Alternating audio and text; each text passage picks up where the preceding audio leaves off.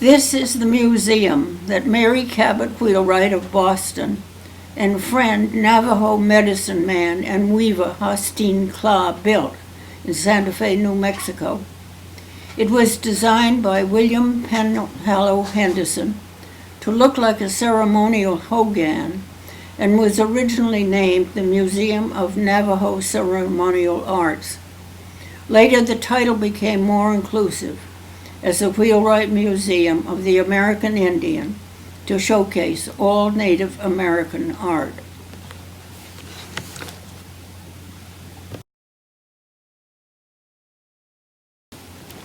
This is a little native hogan, and the only comparison between the two is that both front doors must face east. This is so the tenants will get the welcoming measures of the rising sun, and happiness and good fortune might possibly come in.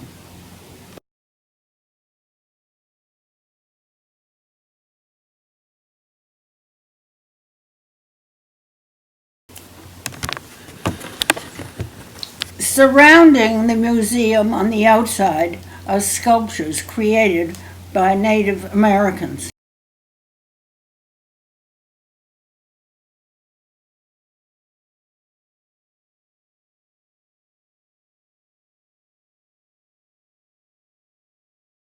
Inside the museum are paintings and other works. This artist had told me she had visited New England, but was glad to be back home where there weren't so many trees. She needed to see more of the sky, she said.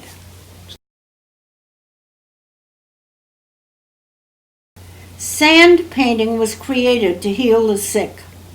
Navajos were the prime users of this custom, but other tribes, such as the Zuni and the Hopi, had similar ceremonies.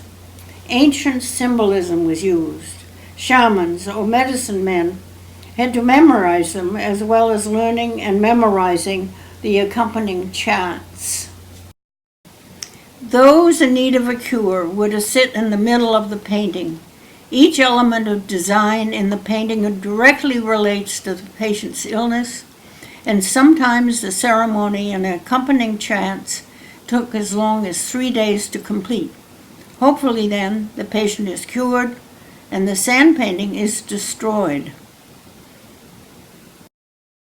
Various pollens were used to color the sand and the wool that was woven into replicas of the paintings, first done by Hosteen Klaw.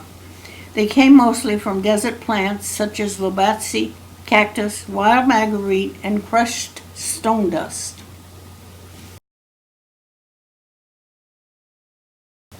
This is one of Hosteen's rugs now in the museum. When the weaving was done, Hosteen was roundly criticized by some members of the tribe. They thought it might bring bad luck to them. Sand paintings and chants were woven into Navajo daily life.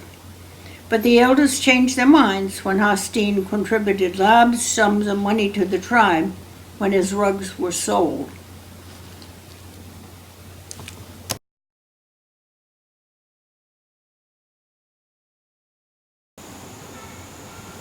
Another one of Hosteen's creations.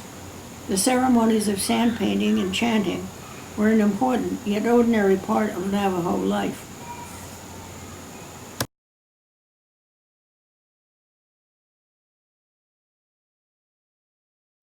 Here's a little statuette of sand painters at work.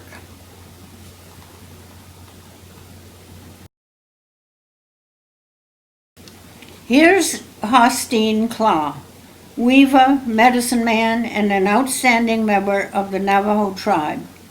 He became a good friend of Mary Cabot Wheelwright and is known as the other creator of the museum. He was fearful that in time these ceremonies would be lost and was delighted when she became interested in their preservation.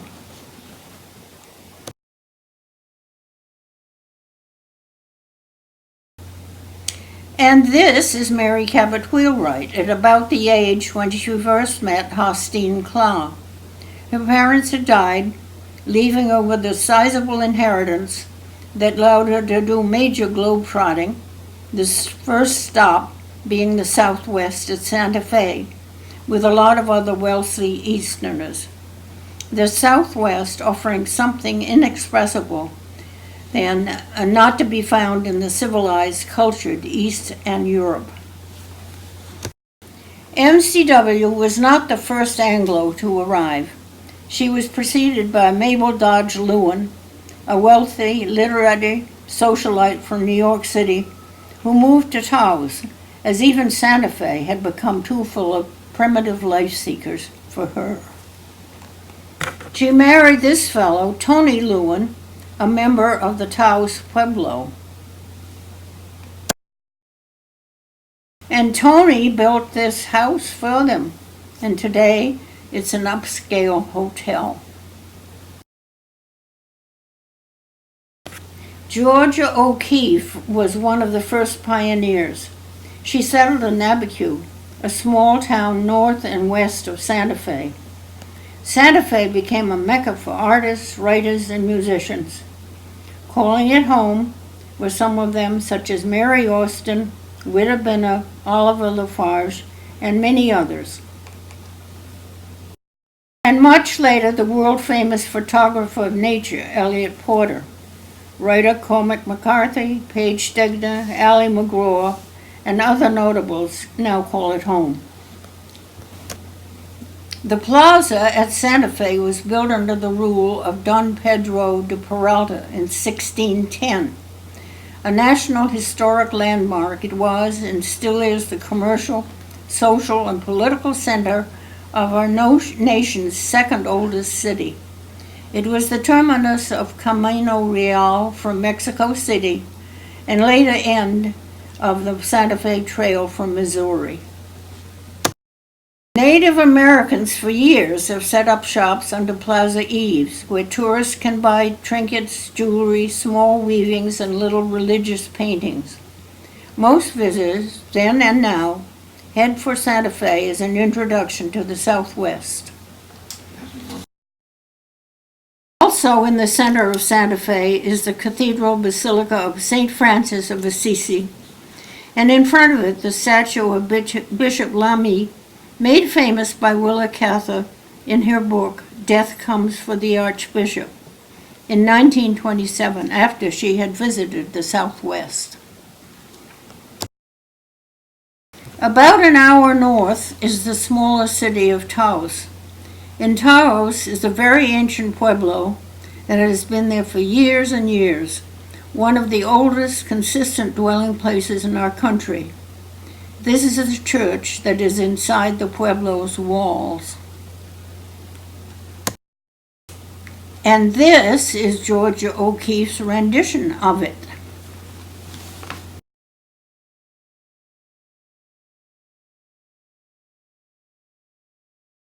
This is Mary Cabot Wheelwright as a pre-teenage girl. She was an only lonely child. She did not go to school, instead was tutored by several learned scholars. She was bright enough to absorb a great many things that were taught her. When her parents died, she was left a sizable fortune, and this allowed her indulgence in many of her interests, one of which was studying world religions and how they were connected. This got her to Santa Fe to study tribal practices.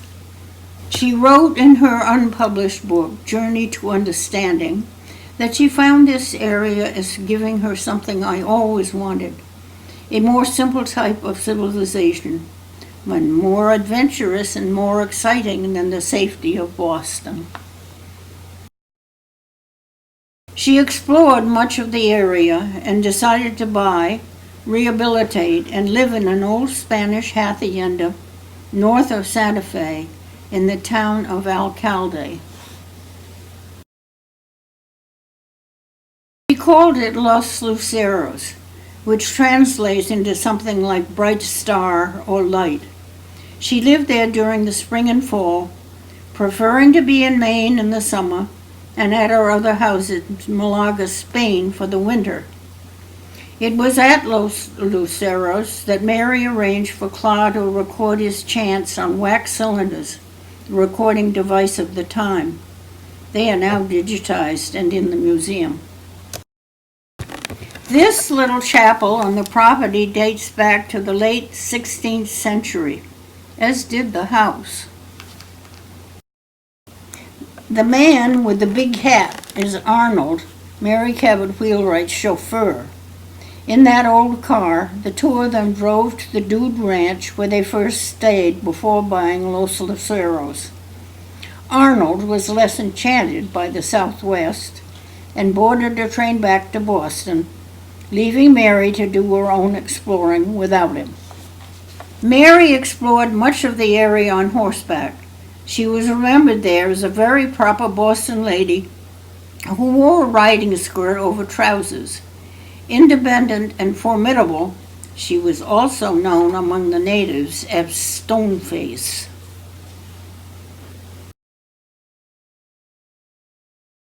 Rough terrain and discomfort didn't stop her, although she had one important request, that no matter where they were, at 4 p.m. it was time to stop for tea.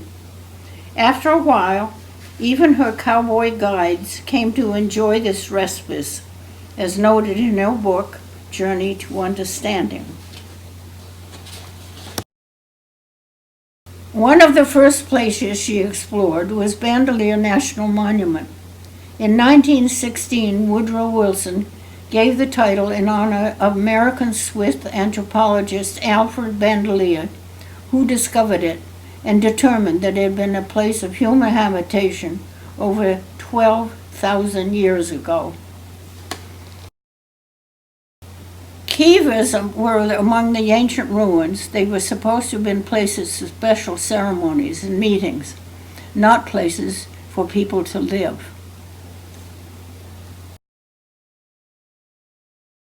Kivas was supposed to be like this picture.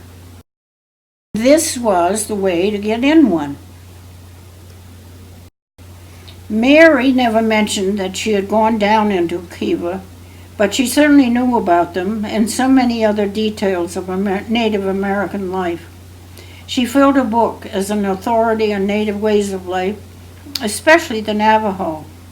But because she didn't have the necessary degrees, these anthropologists thought she should have, and possibly because she was a woman, her work was discounted until much, much later. On the trail again, Mary was determined to learn as much as she could about this part of our country.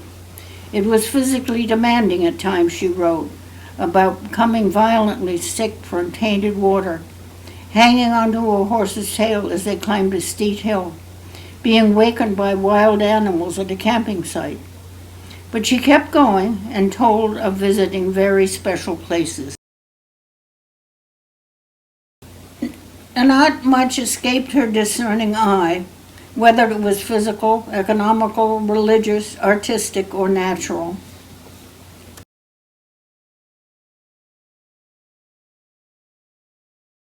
Another old pueblo is on top of a mesa like the one pictured.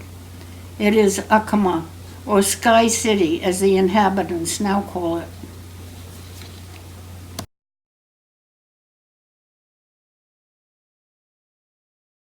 Up on top of the mesa and looking down, one is reminded of the siege at Masada. Here, there is an American version of it.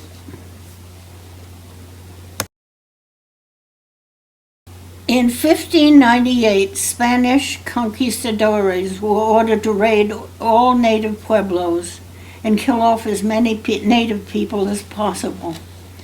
The Acoma people fought back bravely, but they were no match, and many of them were killed. The few who survived took refuge in this church, and any men or boys who were of fighting age who were caught had their right feet dismembered.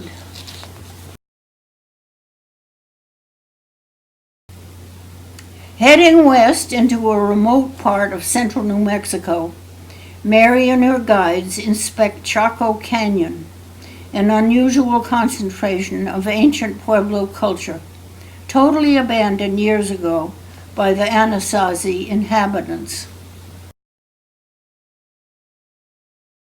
This area has baffled scientists for years. It is thought to have been built and inhabited somewhere between 900 and 1200 AD. It was, supposedly, a major center of culture and trade for people named Anasazi. Many of these buildings were 3 and 4 stories high and put together with sophisticated masonry, aligned to the solar and lunar cycles. There are kivas and other ceremonial buildings that reminded Mary of Roman architecture. Climate change is thought to have led to mass migration abandonment. Scientists found clues that led them to thinking that there had been a 50-year drought, which led people to seek life in other pueblos or form their own. And now, our useless president has given oil and gas companies permission to drill in the area, which will lead to a lot of destruction in this most unusual place. Not much escaped from Mary's discerning eye, so surely she must have spent some time visiting with the Hopis, one of the oldest cultures in the world. Surrounded by the Navajo, the Hopi, known as the Peaceful Ones, established a settlement on Black Mesa, which they consider to be center of the universe.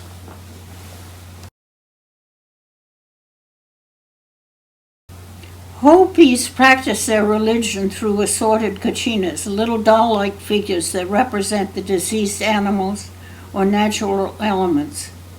Originally created as religious reminders for children particularly, Hopis now have a thriving business in the tourist trade, and Mary had a sizable collection of kachinas.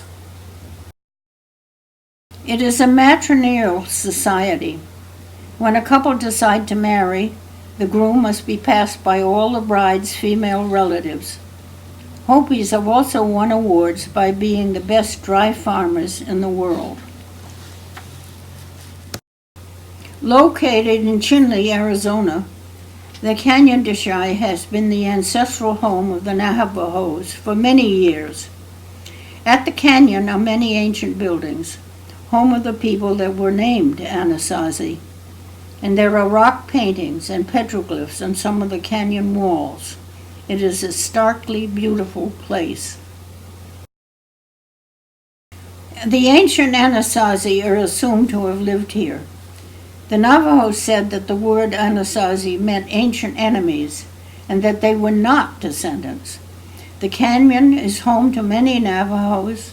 Some have farms in the canyon, others work at the tourist inn, restaurant, or act as guides. Canyon de Chelly is owned by the Navajo Tribal Trust, the only national park owned and managed in this manner.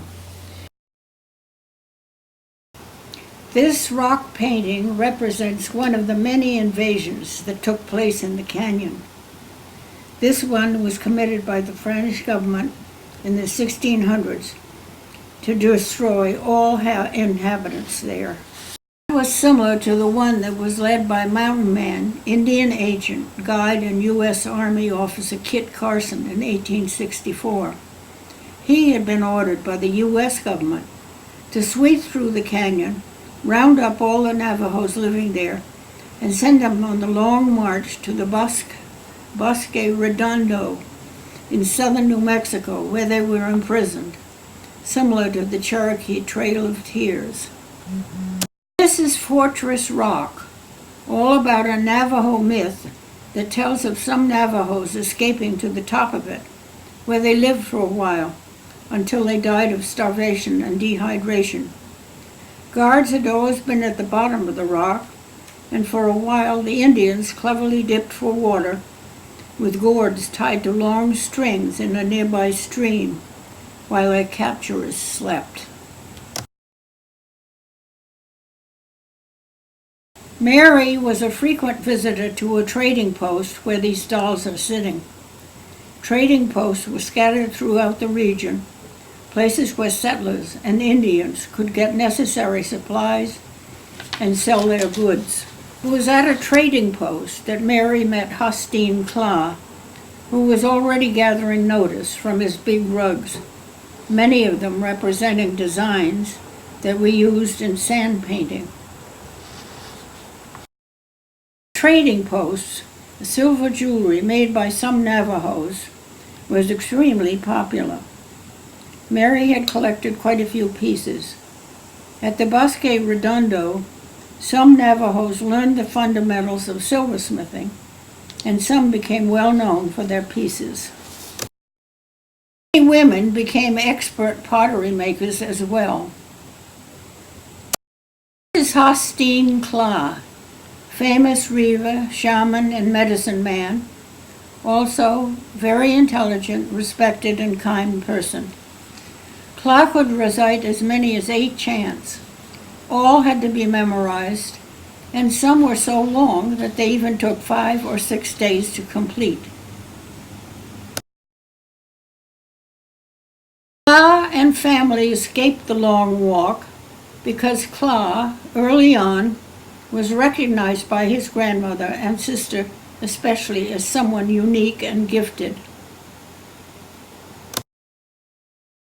Went to live in the hills of northern New Mexico with their flock of sheep, where Klaw went to school and learned his first chant. Klaw, only 10 years old, could direct some sand paintings and could conduct some of the rites. This is one of Klaw's sand painting rugs circa 1927. Klaw had become something of a Navajo legend. He was believed to have been honored by the gods. It was said that he was a hermaphrodite, possessed of unusual mental capacities, combining both female and male attributes. He was expected to master all the knowledge, skill, and leadership of the male, and all the skills, abilities, and intuition of the female. And during his lifetime, it was quite apparent that he had. Klaw invented a loom on which he wove his patterns. At a recent exhibit at PEM of Outstanding Indian Creations, I was surprised to see a Hosteen Klaw rug displayed. Klaw had exhibited his first big rug in 1893 in Chicago's World Columbian Exposition. The Southwest had been subject to dust storms, mostly caused by stirring up loose topsoil created by overplowing and overgrazing by cattle. Klaw, by some people, was thought to be a spiritual medium who could chant himself into a trance and produce miracles. One story, told by a trading post friend, described how Klaw faced a dust storm that was going to impede their travel and started to chant at length. The strength of Klaw's chanting dissipated the storm so that it never reached them. Whether this was true or not, one can only speculate, but I, for one, like to think it was true. This is Mary Cabot Wheelwright as an older woman. She is holding one of her little Lhasa Apso dogs that she bought on a trip to China. She was wearing one of her many fur wraps that she called Old Beasties. She had nicknames for much that surrounded her, but Klaw always remained Hosteen Klaw. Now well acquainted with him through working with him at Los Luceros, they were able to record many of the chants on wax cylinders, the recording device of the time.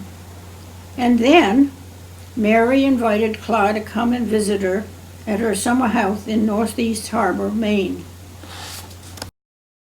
Klaw readily accepted. He had seen the Pacific and wanted very much to become acquainted with the ocean on the other side, he said. Cross-country trip for Klaw and his friend Clyde Beall, who acted as interpreter, as well as Frank and Arthur Newcomb, who operated a trading post that Mary often frequented. This was completed in a large old Buick. They did not find traveling easy, as Indians were considered colored, and accepting accommodations were few. But once they reached Mary, their lives were filled with many activities that they all enjoyed. Claude demonstrated the art of sand painting for some of Mary's guests on the floor of her porch, and was delighted to see the tracks of little animals and birds before a wind came up and blew the whole thing into the Atlantic. Indians did not fish, mainly because they never ate much fish. But Arthur Newcomb happily went out every day and fished to his heart's content, while his wife enjoyed reading and watching him. One day, Mary decided to take the Indians for a sail on her black schooner, Lyria, seen here in the background. Here she is, rowing out to the boat. Clyde is in the bow, and Klaus sits in the stern. Apparently this trip was a huge success, surely helped as well by the captain and the crew of Mary's boat. In the end, Mary was finally acknowledged as someone with a vast knowledge of Native American life. She was elected to the board of the NAIA, or National Association of Indian Affairs, and through this organization, improved the situation of Native artists to participate in exhibitions in New York, Chicago, and other big cities. This gave the artists lucrative outlets to sell their work and gave thousands of non-Native Americans their first chance to see really fine Indian work. She persuaded her Northeast neighbors, the Rockefellers, to give financial assistance to the Organization for Indian Affairs, where she was a member. She was the author of several books on Navajo religious practices and lectured on this subject to audiences in many big cities as a unique visitor to Navajo rites and ceremonies, never before witnessed by any white visitors. In her book, Journey to Understanding, she wrote, "The feeling of being part of the earth when you slept on it night after night was an enormous experience. It made so much more possible to understand the connection, intimate and consoling, of the Indian to the earth. She loved the desert and the sea equally, and both helped her recognize the connections between people and their spiritual places. The museum is true testament to all her work." And Mary died at her summer home on Sutton Island, Maine, on July 29, 1958. She was 78. Austin Clow was an unusual person. He embodied the best of human traits. He worked hard at his responsibilities as sand painter and medicine chanter. He learned more of the Navajo rites than any Navajo had ever done.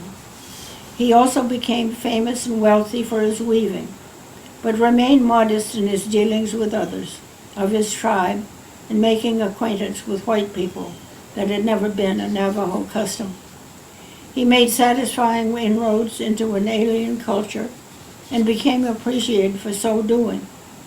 When he met Mary and saw that she was genuinely interested in his efforts to preserve the ancient Navajo ceremonies, he became even more interested in this way of life and how the two could coexist.